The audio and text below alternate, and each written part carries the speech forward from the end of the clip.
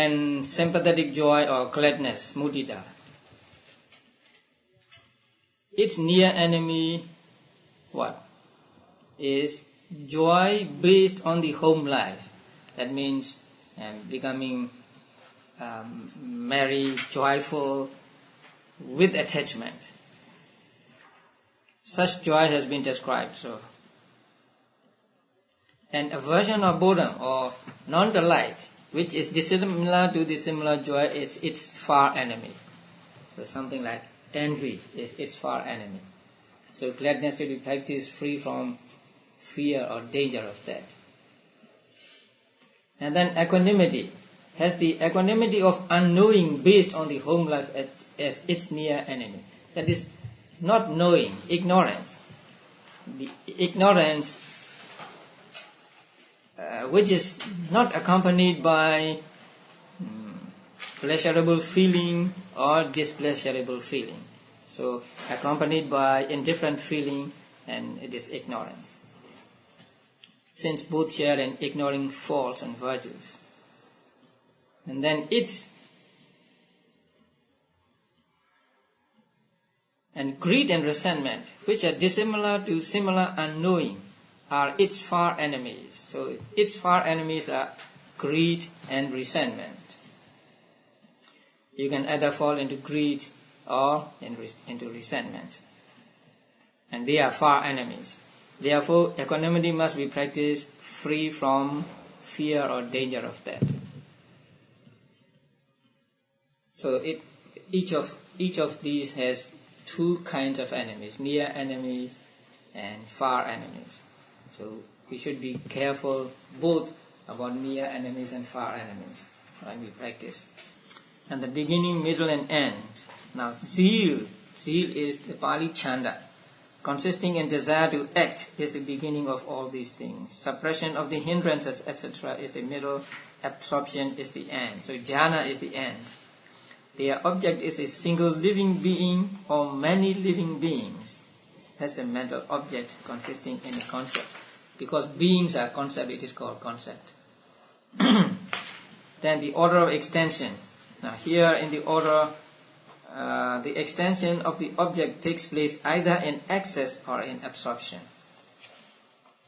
Here is the order of it. Just as a skilled plowman first delimits an area and then does his plowing, so first a single dwelling should be delimited and loving kindness developed towards all beings there in the way beginning. In this dwelling may all beings be free from enmity. And then when you have gained experience with that, then you can extend your range of loving kindness by taking in 2 dwellings, then 3 dwellings, 4 dwellings, and so on, until the whole village, the district, the kingdom, one direction, and so on, up to one wall sphere, or even beyond that, and develop loving kindness towards the beings in such areas. That is why when I teach loving kindness, I teach in 2 ways. The first is, say, by way of persons. May I be well, happy and peaceful. May my teachers be well, happy and peaceful. May my parents be well, happy and peaceful, and so on. And the other way is, may all beings in this building be well, happy and peaceful. And may all beings in this area, in this city, in this county, in this state, in this country, in this world be well, happy and peaceful. In this universe. And then may all beings in general be well, happy and peaceful. So this is extending little by little. Now the outcome. What results can you get from the practice of these 4 kinds of divine abidings? Just as the immaterial states are the outcome of the kasinas, and the base consisting of neither perception nor non-perception is the outcome of concentration. And there should be a comma there. And fruition attainment is the outcome of insight. And the attainment of cessation is the outcome of serenity coupled with insight. So the divine abiding of equanimity is the outcome of the first 3 divine abidings. Because in order to be successful in the 4th one, you have to be successful first in the three preceding divine abidings. For just as the gable rafters cannot be placed in the air without having first set up the scaffolding and built the framework of beams, so it is not possible to develop the fourth jhana in these without having already developed the third jhana in them. Now, in this paragraph, it is said that immaterial states are the outcome of the kasinas. Kasina really means jhanas developed on kasinas. You take kasinas as the object of meditation, and then you practice meditation and you get jhana. If you do not get rupa vajra jhanas, then you do not get arupa vajra jhanas. That is why it is said that the kasina jhanas are, and the immaterial states are the outcome of kasina jhanas. And the base consisting of neither perception nor non-perception is the outcome of concentration. The fourth arupa vajra jhana is the outcome of the third arupa vajra jhana, concentration. And fruition attainment is the outcome of insight. Now when you practice vipassana meditation and you become enlightened, so when you gain enlightenment, you gain fruition attainment. So fruition attainment is the outcome of insight meditation. And the attainment of cessation is the outcome of serenity coupled with insight. Now there is an attainment called cessation attainment. That means cessation of mental activities. It is a very highly developed type of jhana. And in order to get into that jhana, you must first have all the 8 or 9 jhanas. So you enter into first jhana, and then emerges from it, and then enter into the second jhana, third jhana, and so on, until you reach the fourth arupa vajra jhana. And from first jhana, after emerging from the first jhana, you practice vipassana there. And then you enter into the second jhana, that is samatha, serenity meditation, and then you practice vipassana on that jhana or on the factors of jhana and so on. So vipassana and samatha go in a coupled way. So it is stated here that outcome of serenity coupled with insight. The explanation of this attainment will be given at the end of the book. So the divine abiding of equanimity is the outcome of the first 3 divine abiding, and so on. Now questions. But why are the loving kindness, compassion, gladness and equanimity called divine abidings? And so on. Now, the Pali word for divine abiding is Brahma Vihara. Vihara means living. So it is here translated as abiding. And Brahma, the word Brahma has 2 meanings here. One is the best, and the other is faultless, so immaculate. And these abidings are called the best because they are the right attitude towards beings. So these are the right attitudes we should have towards beings, and so they are called the best. And just as Brahma gods abide with immaculate minds, so the meditators who associate themselves with these abidings abide on an equal footing with Brahma gods. So the Brahmas have immaculate minds, so their minds are not contaminated by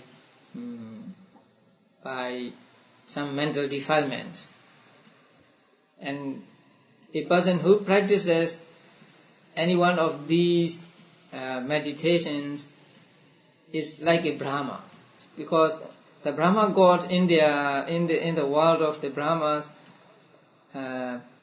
always practice these 4 divine abidings, because they live with these 4 divine abidings. They have no other thing to do.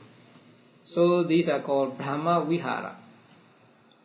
the abiding like that of the Brahmas. We can call that too. We can say that too. So they are called divine abidings in the sense of best and in the sense of immaculate. So best way of abiding or faultless way of abiding. Why are they only 4? And then the answer given is because the way to purity is fourfold. Loving kindness is the way to purity for one who has much ill will. Compassion is that for one who has much cruelty. Gladness is that for one who has much non-delight. And equanimity is that for one who has much greed. How about grumpy? Grumpy? I don't know. And attention given to beings is only fourfold. That is to say, as bringing welfare, as removing suffering, as being glad at their success, and as unconcerned. That is to say, impartial neutrality. That is the second reason. The third reason is, one abiding in measureless states should practice loving kindness and the rest like a mother with 4 sons, namely a child, an invalid, one in the flush of youth, and one busy with his own affairs.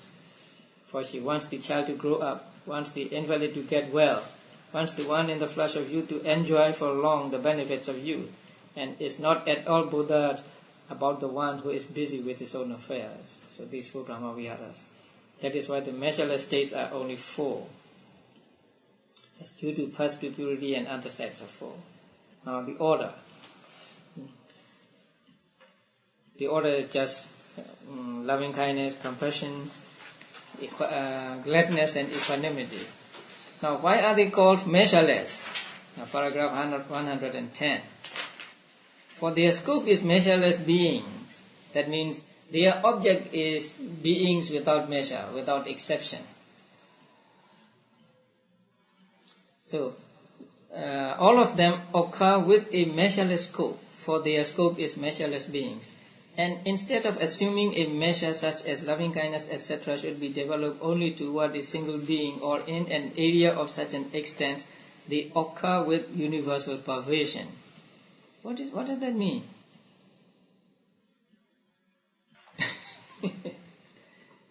Then when you practice loving kindness to a person, it cannot be called measureless.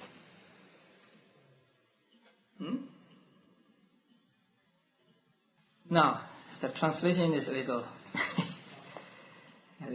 off the mark. What is meant here, or what is written by the original author is, even towards one person, even when you are practicing towards one person, it can be called measureless. And because you do not limit your loving kindness to one part of his body. So that is what is meant here. So even in regard to a single being, they occur with universal pervasion, without assuming a measure, as loving kindness should be developed in this much part of him. Say, something like, may his head be well, happy and peaceful. May the upper part of his body be well, happy and peaceful, and so on. So you take the whole being.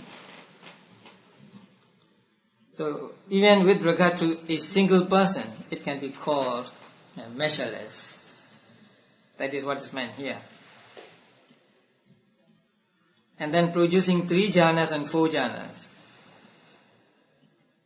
So the first 3 can produce how many jhanas? 3 or 4. The last one can produce the 4th or the 5th. Yeah, only 1 jhana. Now there is a discussion here, okay, with an opponent. Now from paragraph 112, the argument and counter-argument, something like that. So the opponent pointed to a sutta, and he took that sutta to mean that all 4 or 5 jhanas can be obtained by the practice of metta, karuna and mudita also. The form we see in that sutta may point to that, if you are not really familiar with Abhidhamma. Buddha said, say, after you practice loving kindness, then you should go on making this loving kindness with vitakka and vichara, without vitakka, but with vichara, and so on. So when you read it superficially, you may also think that you can get all 4 or 5 jhanas through metta meditation and so on. And that is not so. So the author said, he should be told, do not put it like that, for if that was so, then contemplation of the body, etc. would also have quadruple and quintuple jhana. Because Buddha taught about contemplation of body also in the same way. But contemplation of the body can produce only the first jhana, not the other jhanas. It is mentioned back. And there is not even the first jhana in the contemplation of feeling, or in the other 2. Now, or in the other 2 is wrong. So in its place we should have not even the first jhana in the contemplation of feeling, let alone the second and so on. So please correct that. Let alone the second and so on. So when you practice feeling contemplation, you cannot get even the first jhana, let alone second, third, fourth and fifth. So do not misrepresent the Buddha, Blessed One, by adherence to the letter. And then he explained this. Now, about 5 lines down, paragraph 114.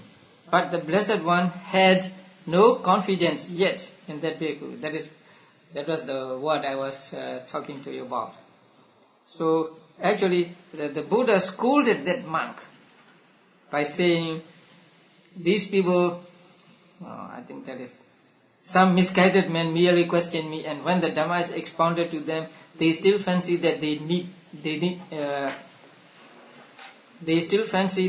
to follow me, something like that. So that monk asked the Buddha to teach him, and Buddha taught him, and he didn't practice. And then he again asked Buddha to teach him. But Buddha saw that he had capability to become an arahant. So this time the Buddha taught him, and this. So school, or can you give me a more appropriate word? Dismiss with something. Scold. Yeah. Scolded him. Reject. Reject. Chastise. Yeah. Very good, yes. So Buddha chastised him, and not had no confidence yet in him. He misread the word, the right word, but with a wrong division. So Buddha chastised the monk. And the meaning here is, although when you read the Pali, the Sutta, it seemed to mean that you can practice loving kindness meditation, and then you can get first, second, third, fourth, fifth jhana from the practice of loving kindness meditation. But what Buddha meant there was that you practice meditation, metta meditation, and you may get, say, first jhana or second jhana or third jhana. But do not be content with that. Try to get other higher jhanas by taking other subjects of meditation. Not metta meditation. If you want to get fourth or fifth jhana, then you have to practice other kind of meditation, not metta meditation. Because by the practice of metta meditation, you can get only to the third or the fourth jhana. That is what is meant. And in the footnote on page 349, now, mere unification of the mind, the kind of concentration that is undeveloped, I think that is not too developed, not undeveloped, because it is a little developed, but not developed enough. So that is not too developed and just obtained by one in pursuit of development and so on.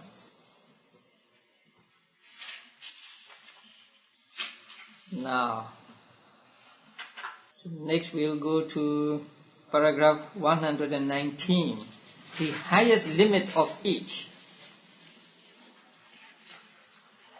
And while they are twofold by way of the triple quadruple jhana and the single remaining jhana, still they should be understood to be distinguishable in each case by different efficacy, consisting in having beauty as the highest, etc. For they are so described in the Halidi Vasana Soda and so on. Now, beauty as the highest is not a good translation for the word. That is, liberation with the beautiful as object. Liberation with the beautiful as object. And here liberation means jhanas. Jhanas which take pleasant things as objects, something like that. So loving kindness is the basic support for the liberation with the beautiful as object.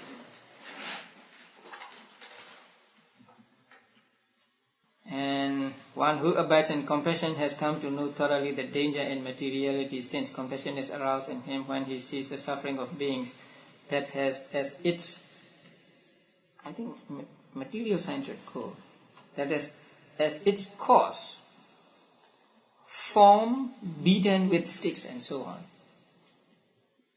You get the sentence there? 121. Yeah. Has as its cause form beaten with sticks. So form means body.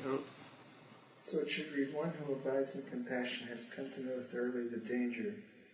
Immateriality is not so good.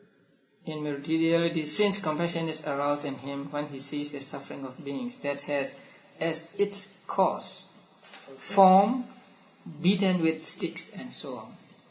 So it has as its cause form? Yes. Beaten with sticks and so on. And then 123. There is a lot of existent and non-existent things in that passage. So what you should keep in mind is happiness and pain, sukha and dukkha, are said to be existent because they belong to Paramatha, they belong to ultimate reality, because sukha as well as dukkha are among the mental factors. Sukha is a pleasurable feeling and dukkha is displeasurable feeling. And so they are among the 52 mental states, mental factors, and so they are said to be existent things. But a being is not existent according to ultimate reality or in the ultimate sense. A being is just a combination of mind and matter, or combination of 5 aggregates. And so when we say a being, it is not existent. And when we say sukha and dukkha, then sukha and dukkha are existent. So if you keep that in mind, then I think you can understand this paragraph 123. Now upekha. Upekha is not interested in the happiness of beings or in suffering of beings. It takes just the beings as an object, not the happiness or suffering of beings, not the sukha or dukkha of beings. So a person who practices Upekkha meditation becomes skilled in taking what is non-existent, that is beings, as object.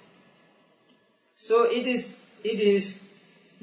easier for him, for such a person, to take the non-existent, the other kind of non-existent as object, and that is the base consisting of which is non-existent to the individual essence of consciousness, which is the reality. Now, the third arupa vajara, the third immaterial jhana, is what? Non-existence of the first arupa vajra jhana. So non-existence is itself non-existent. Non-existence is a concept. It is not reality. So a person who is skilled in taking concept as object when he practices Upekkha meditation will find it very easy to take non-existence or nothingness of the first consciousness as object when he tries to get the immaterial jhanas. Now, in order to get the third arupa vajra jhana, you have to take the absence of first arupa vajra jhana as object. You know arupa vajra jhana, this immaterial jhanas. Most of the jhanas we are talking about are the material jhanas. So, to get to the immaterial jhanas, which will be described in the coming chapter. Is that the same as formless? Oh yes, formless, right. Formless jhana. So, in order to get the third formless jhana, you have to meditate on the absence of the first formless jhana. So that absence is nothing. So that is just a concept. So if you are skilled in taking concept as object when you practice Upekkha meditation, then you will find it easier here to take the nothingness as object. So that is what is explained in paragraph 123. The sentences are long and involved, so it's not so easy to understand. So please keep in mind that when it says existent, it means sukha and dukkha here, and when it says non-existent, that means the beings, because the beings are non-existent in the ultimate sense.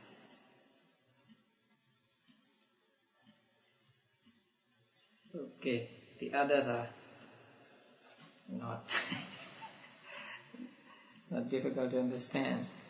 The footnote number 20 is very good, because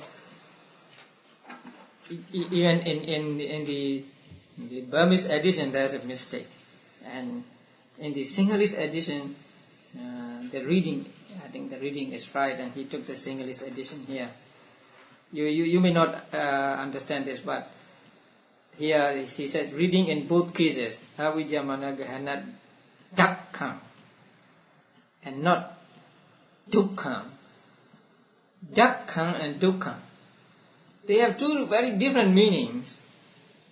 Dakkha means skilled, and dukkha means suffering. So here the correct reading should be dakkha and not dukkha. Just the difference of A and U. So he detected this, and very good. And then on page 353, it is interesting here, because by the practice of these, you also fulfill the 10 paramitas. In Theravada Buddhism, there are 10 paramitas to be fulfilled, especially by bodhisattvas and also by any person. So these 10 paramitas are here mentioned, and to all beings they give gifts. And that means giving. That is the first paramita. And in order to avoid doing harm to beings, they undertake the precepts of virtue. That is second paramita. The first is sila, and the first is dana, and the second sila. They practice renunciation. That is the third paramita, for the purpose of perfecting their virtue. They cleanse their understanding. That is the fourth, panya, for the purpose of non-confusion about what is good and bad for beings. They constantly arouse energy. That is the fifth, virya, having beings' welfare and happiness at heart. When they have acquired heroic fortitude through supreme energy, they become patient, khanti. Seventh, fourth, fifth, or sixth. They do not deceive. That means truthfulness. That is seventh. Yes. Yeah. They do not deceive when promising, we shall give you this, we shall do this for you. They are unshakably resolute upon beings. So resoluteness. The eighth paramita. In Pali it is called adhitthana. Firmness of resolution. Through unshakable loving kindness, this is the ninth, they place them first before themselves. Actually, here what it means is, they do favor first. Now, Pali word pobba kari. Pobba means first, and kari means doing. So, they do first means, they don't wait for you to do favor to them. So, they do first. So, through unshakable loving kindness, they do favor first. And then through equanimity, the 10th, they expect no reward. Having thus fulfilled the 10 perfections, these divine abidings then perfect all the good states classed as the 10 powers, the 4 kinds of fearlessness, and the 6 kinds of knowledge not shared by disciples, and the 18 states of the enlightened one. This is how they bring to perfection all the good states, beginning with giving. So these 10 paramitas can be fulfilled by the practice of 4 divine abidings. There's so much to talk about. I intended to go to the next, but I could not. I cannot. Okay, next week. So we should read through. Let me see how many pages. Maybe more than 20 pages. Whole chapter? 300, full chapter, let me see. Yes. 370. Let me see. The chapter ends at 372. That's 18 pages. 18 pages? Yes, 372. Yeah. Okay. So through 372. Yes, chapter 10. the next chapter, the whole chapter.